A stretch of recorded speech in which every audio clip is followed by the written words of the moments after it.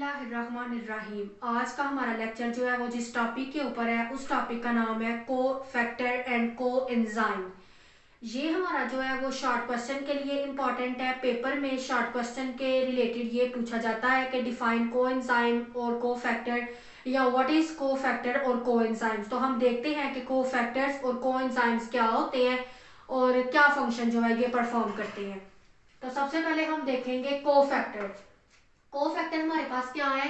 The metal ions which are loosely attached with the enzyme. ऐसे metal ions जो कि enzyme के साथ लूजली अटैच्ड होते हैं उन्हें हम कहते हैं कोफैक्टर्स। तो what is cofactor? The metal ion which are loosely attached with the enzyme is called cofactors.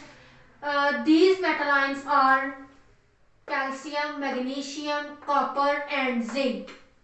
These metal ions change a non-functioning active site to a functioning one.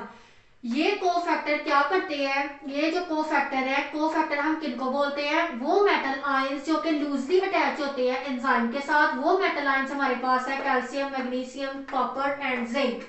ये metal ions जो है ये क्या करते हैं? Non functioning active site को functioning active site में change कर देते हैं। ठीक है। The attachment of a cofactor change the shape of a protein। ठीक है। जब भी कोई कोफैक्टर आके अटैच होता है किसी एंजाइम के साथ तो प्रोटीन की शेप को क्या कर देता है? चेंज कर देता है। ठीक है। Attachment of a cofactor change the shape of protein. ये प्रोटीन की शेप को चेंज कर देते हैं। ठीक है। अटैच जो भी कोफैक्टर आके अटैच होता है वो प्रोटीन की शेप को चेंज कर देता है और ये चेंज क्या करता है? It allow the enzyme to combine with it substrate. ये अलाउ करवाता है कि जो भी एंजाइम है वो जाके अपने सबस्ट्रेट के साथ जो है वो अटैच हो जाए, उसके साथ कंबाइन हो जाए। The cofactor of other enzyme participate in the temporary bond. उसके अलावा जो दूसरे एंजाइम्स के कोफैक्टर होते हैं वो भी पार्टिसिपेट करते हैं टेम्परेरी बॉन्ड बनाए वो between the enzyme and it's substrate during the enzyme substrate complex formation. ठीक है। During the enzyme substrate complex formation के दौरान दूसरे एंजाइम के कोफैक्टर भी पार्टिसिपेट करते हैं कि वो बॉन्ड बनाए एंजाइम और सबस्ट्रेट के दरमियान में during enzyme substrate complex formation. ठीक है। उसके बाद जो है वो नेक्स्ट हम अपना देखते हैं को एंजाइम्स। अभी हमने कोफैक्टर को देखा है, अब हम देखते हैं कि को एंजाइम्स क्या होते हैं। कोएंजाइम्स क्या है? Coenzymes are non protein organic molecule that participate in enzyme catalysed reaction. ये हमारे पास नॉन प्रोटीन ऑर्गेनिक मॉलिक्यूल है जो कि पार्टिसिपेट करते हैं एंजाइम कैटालाइज्ड रिएक्शन के दौरान। ठीक है।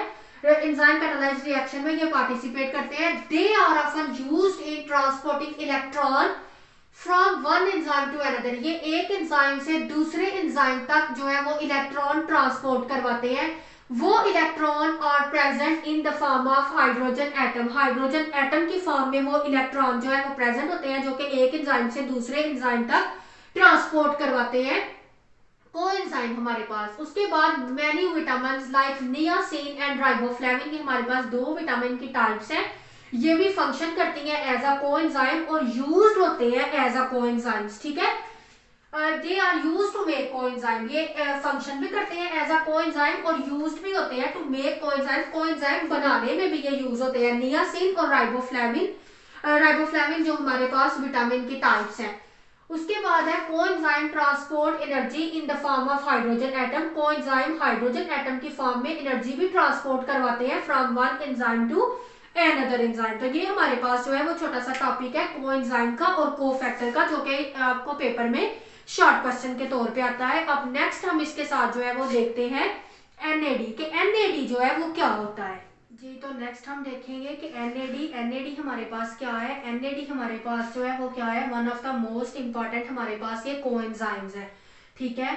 ये हमारे पास कोएंजाइम है मोस्ट इंपॉर्टेंट जो कि सेल के अंदर प्रेजेंट होता है और ये हाइड्रोजन एक्सेप्टर है। ये हाइड्रोजन एक्सेप्ट करता है। इसकी फुल फॉर्म जो है वो है nicotinamide adenine dinucleotide, NAD हम इसको बोलते हैं। और ये जो है विटामिन बी से ये बनता है। ये it is made from vitamin B. उसके बाद है कि NAD acquire a hydrogen atom from an enzyme. NAD जो है वो एंजाइम से हाइड्रोजन एटम को लेता है and it reduce to NaDH, तो उन्हें रिड्यूस कर देता है NaDH में।